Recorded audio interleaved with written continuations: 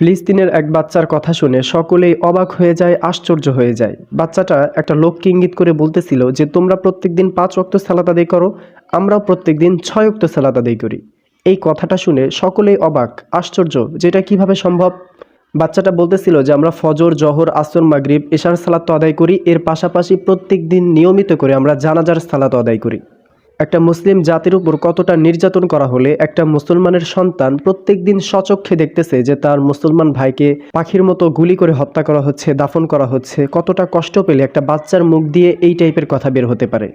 আপনারা স্ক্রিনে একটা পিকচার দেখতে পাচ্ছেন, যেই পিকচারটার কোনো ক্যাপশন হয় না, তারপরেও একটা ভাইরাল ক্যাপশন দেওয়া যেতে পারে যে সব কিছু তৈরি হয় চীনে কিন্তু পুরুষ তৈরি হয় ফিলিস্তিনে। এই পিকচার থেকে আমাদের অনেক বড় একটা শিক্ষা আছে। একটা মানুষের কতটা ইমানি পাওয়ার হলে হুইল চেয়ারে বসে ইসলামের পক্ষে কাফেরদের বিরুদ্ধে যুদ্ধ করতে পারে। অথচ আমি আপনি আমাদের আশেপাশে এরকম অনেক মুসলমান আছে যারা সুস্থ, হাঁটতে পারে, খেতে পারে, চলাফেরা করতে পারে, তাদের এতটুকু শক্তি নাই যে তারা মসজিদে গিয়ে ফ্যানের নিচে বসে 5 ওয়াক্ত সালাত আদায় করবে। এই ক্ষমতাটা তাদের নাই, এই সময়টা তাদের নাই। অথচ তার ফেসবুক প্রোফাইলে গিয়ে দেখেন, সে স্ট্যাটাস দিয়েছে যে আমরাও ফিলিস্তিনিদের পক্ষে থেকে যুদ্ধ করতে চাই, আমাদেরকে সুযোগ করে দেওয়া হোক, এটা করা হোক, সেটা করা হোক। আপনি মুসলমান হয়ে ইসলামের জন্য 5 ওয়াক্ত সালাত আদায় করতে পারেন না, আল্লাহর জন্য 5 ওয়াক্ত সালাত আদায় করতে পারেন না, আপনি স্ট্যাটাস দিচ্ছেন আপনি ফিলিস্তিনিদের পক্ষে থেকে বুলেটের সামনে গিয়ে যুদ্ধ করবেন। বিষয়টা হাস্যকর না?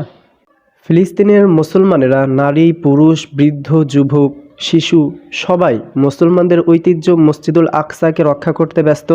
আর আমাদের দেশের কিছু নারী আছে, কিছু পুরুষ আছে, তারা কাপল ভিডিও করতে, তারা টিকটক করতে, তারা মিডিয়ার সামনে নিজেকে উলঙ্গ অবস্থায় প্রেজেন্ট করতে ব্যস্ত। তারাও মুসলমান, আপনিও মুসলমান, একটু তাদের সাথে নিজেকে কম্পেয়ার করেন।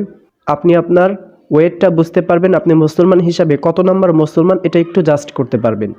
আপনি হয়তো ফিলিস্তিনিদের পক্ষ নিয়ে এখন ইসরায়েলের বিরুদ্ধে যুদ্ধ করতে পারবেন না, বাট আপনি একজন মুসলমান।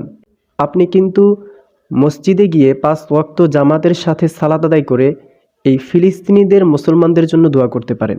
এই ক্ষমতা কিন্তু আল্লাহ রাব্বুল আলামিন আপনাকে দিয়েছে, আপনার আছে। আপনি আপনার জায়গা থেকে চেষ্টা করেন, আল্লাহ রাব্বুল আলামিন আপনাকে এর উসিলায় সওয়াব দান করবে। সো মসজিদুল আকসাকে নিয়ে সোশ্যাল মিডিয়ায় স্ট্যাটাস দেওয়া বাদ দিয়ে সালাত আদায় করে দোয়া করেন, অন্তত এটা কাজে দিবে। আল্লাহ রাব্বুল আলামিন সবাইকে বোঝার তৌফিক দান করুক।